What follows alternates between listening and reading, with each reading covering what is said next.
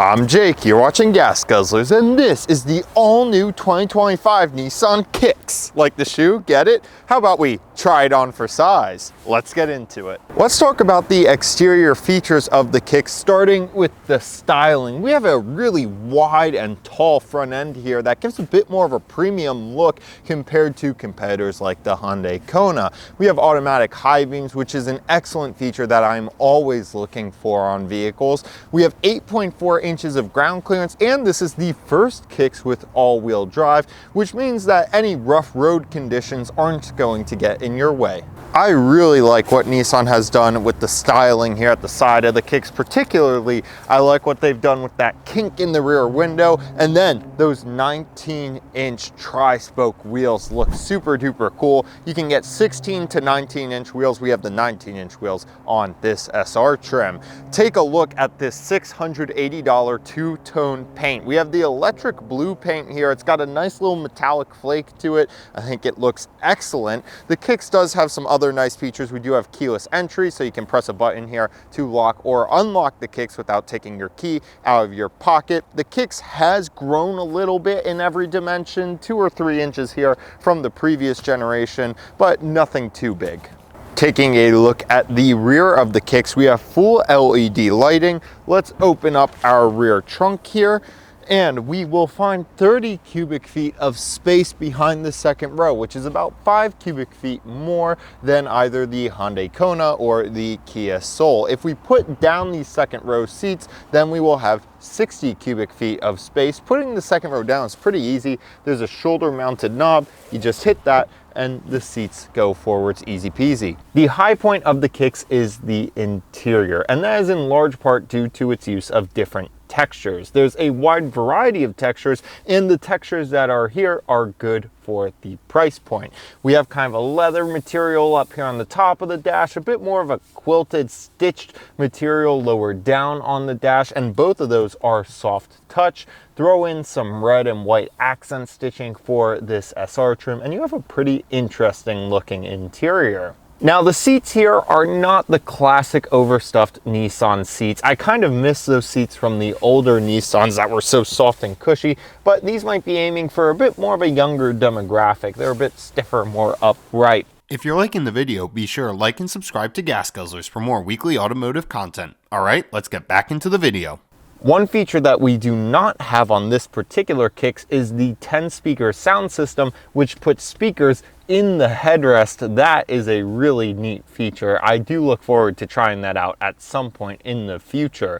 One thing all Kicks have are gigantic cup holders. I mean, these are kind of ridiculous. You can fit a gigantic tumbler in here. In the rear of the Kicks, you will find that you can fit 2 6-foot-tall adults back here pretty easily. There is a pretty aggressive cutout in the rear of the seats to make room for your knees, and headroom is absolutely excellent back here. We have 2 USB-C ports back here, but we don't have any air vents. This Kicks does cross the $30,000 price point, and once you cross that price point in an SUV, I am expecting to see rear air vents. Let's talk driver assist and safety features. Now, all Kicks are going to get Nissan Safety Shield 360. That's going to include features like pedestrian detection, auto emergency braking, and it includes blind spot monitoring. A lot of brands don't include blind spot monitoring in their standard safety suite. It's nice to see that Nissan includes that feature on all models.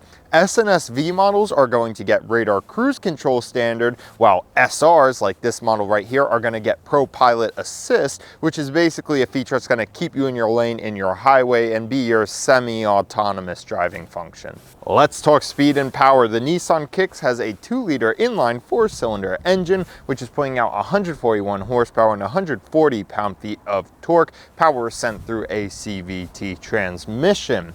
You can expect around 27 miles to the gallon in the city and around 34 on the highway. Let's take a look at your infotainment system here. This is a big place of improvement for Nissan from previous models. As you can see, the screen is significantly snappier than it was in previous Nissans. I also like the actual hardware they've chosen to use here. Nice, sharp, crisp text on this display. We do have climate controls baked in here, or you can use your fan or temperature controls down here at the bottom. Let's check out your camera system. As you can see, we have a 360 camera along with a rear view camera right there. We also have this big center display here for our gauge cluster. As you can see, we have our Pro-Pilot information that we can keep upright and just always see what is going on around the vehicle, along with our speedometer and our fuel consumption there. I like how they've done the digital gauge cluster here. It looks good. Taking some highway exits here and stuff, the Kicks does feel zippy enough. It's got kind of a lightness to it that I haven't quite felt in some of its competitors. So I'm not going to use the word sporty or anything like that, right?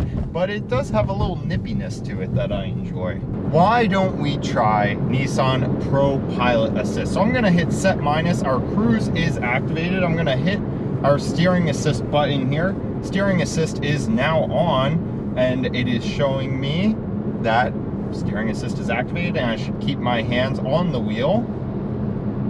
But the Pro-Pilot system is activated and seems to be working as intended. It's just acting as a normal radar cruise system, while at the same time keeping me centered in my lane. And as a vehicle departs from in front of me, I can speed up automatically to my preset speed. This is a hands-on system. If I take my hands off, it's going to get mad at me here. Let's see how long that takes. There we go, it's telling me to put my hands on the wheel. As a highway cruiser, there is a good bit of wind noise in here, but it's a smaller vehicle, so there's not as much room to put in that sort of noise, vibration, and harshness damping material. It's about what I would expect for the class. I also suspect the upright styling of the Kicks isn't really doing it any favors in the wind noise department. But overall, as a highway driver, it is really about what I would expect from this class. I have no complaints to level against the Kicks. And it's actually kind of a pleasant experience when you're in those on-ramps and you get to experience that little bit of lightness in those turns. This is an interesting time for these compact SUVs because there are a lot of exciting options on the market right now. We just got the new Chevy Trax, which looks great. I haven't been in it yet, but it looks really interesting. The new Hyundai Kona is a big leap forward from the previous Kona, and I think likewise, this new Kicks is a big jump from the previous Kicks. It has a lot more interesting styling. It has great technology in it for the price point, and I think being able to get all-wheel drive really is a great option to have if you live in a colder climate, right? There's no reason people in colder climates should have to go to a super expensive vehicle to get all-wheel drive. I think it's great that Nissan is offering it here on the Kicks now. So definitely check out the Kicks. I think it's an interesting vehicle and it's really got a little bit of character to it. I'm Jake. You're watching Gas Guzzlers. Thanks so much for watching. We'll see you next week.